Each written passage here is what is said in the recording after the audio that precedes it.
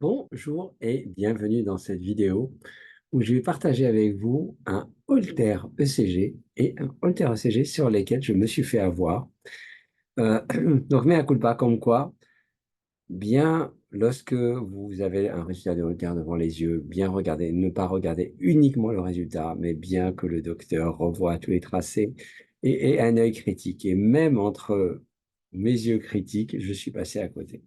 Et je vais partager avec vous les tracés de telle manière que ce manque d'attention de ma part ne soit pas un manque d'attention pour les autres. Et l'élément sur lequel je suis passé à côté, c'est ça. C'est-à-dire que quand on regarde la courbe de fréquence cardiaque, et pourtant c'est ce que j'apprends à tous mes étudiants, la courbe de fréquence cardiaque est l'élément majeur sur lequel vous devez être vigilant.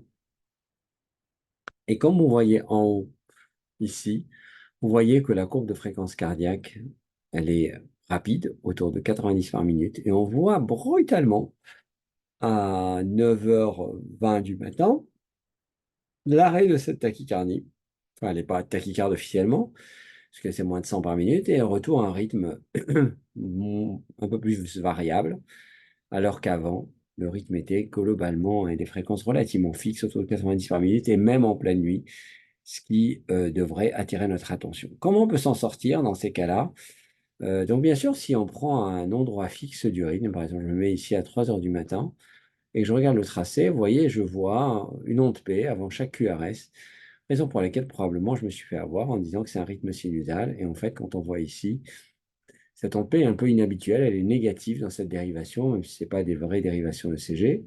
Et si je vais aller chercher vers le reste du... Vous voyez que ici, le rythme ici, et l'onde P est positive. Donc ça indique bien que le rythme au départ et le rythme à la fin ne sont pas du tout le même.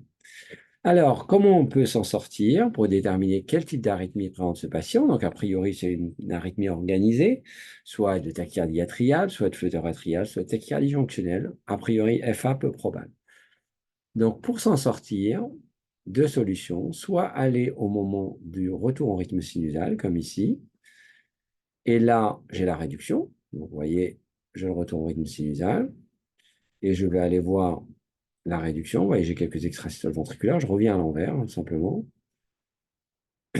Là, une salle d'arythmie atriale plutôt désorganisée. Et là, l'arrêt de la tachycardie, où on voit ici une activité atriale qui paraît plutôt organisée. Puis après, ça s'arrête, une pause, et puis ça repart en sinusale. Alors finalement, là où ça pourrait m'aider, c'est lorsqu'il y a des irrégularités du rythme. Mais là, ici, on a vraiment ici, le voyez, on voit cet aspect ici, un peu de toit d'usine, comme un flotteur atrial. Probablement en 2 ou en 3 pour 1 finalement, et ce qui explique pourquoi on se fait avoir au début, c'est que l'onde P est cachée dans le QRS. Donc, pour essayer de s'en sortir un peu mieux, on peut aller voir les événements qui ont été classés comme extrasystoles ventriculaires, mais non pas par erreur. Alors là, je vous ai pris le fichier avant relecture, parce qu'après relecture, il y avait eu du ménage. Et là, finalement, il n'y a pas beaucoup de ménage qui est fait, donc vous voyez qu'il y a des parasites. Mais on peut voir ici, par exemple, je pense que ça va nous aider. Là, on voit des extrasystoles, et puis après, on voit le rythme, mais c'est pas, ça nous aide pas tellement, finalement. On va voir si on arrive à trouver un autre endroit qui nous aide. Là, peut-être, là, peut-être, là, peut-être, finalement. Voilà, mais là, pas évident aussi. Ça nous aide pas beaucoup. On voit une onde P ici. Là, on a l'impression que c'est plutôt, ça, c'est le tracé de la fin. Donc, ça nous aide pas, puisque c'est le moment où il était en rythme sinusal. On va voir le moment où il est en arythmie si on en a, mais finalement, on n'a pas de chance, on n'en a pas. On va aller chercher ailleurs. Pas évident, là, on n'en a pas. Moi, j'en avais vu plusieurs. Là, c'est après la réduction aussi. Là, c'est après la réduction aussi. Et là, c'est après la réduction aussi. Bon, on va voir si on en a d'autres. Alors, mais finalement, la réponse, je pense qu'elle est donnée au moment de ces irrégularités. Voilà, là, c'est pas inintéressant. On va regarder ce qui se passe.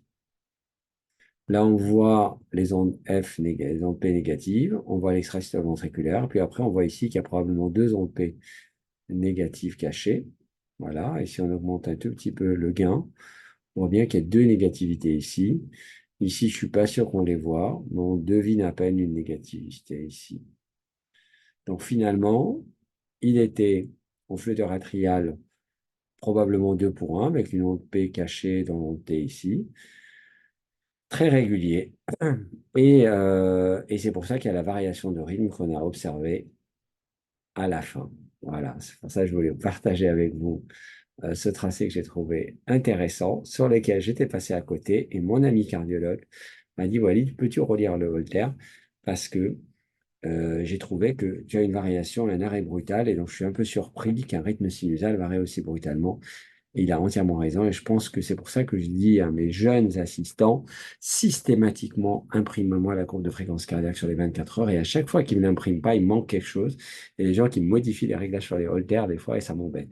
Voilà, j'ai trouvé que cette vidéo était intéressante. Si elle vous a passionné, merci de mettre un grand max de pouces bleus à la vidéo. Dites-moi si ce nouveau format, vous trouvez ça intéressant, et à très très bientôt pour une autre vidéo. Bye bye.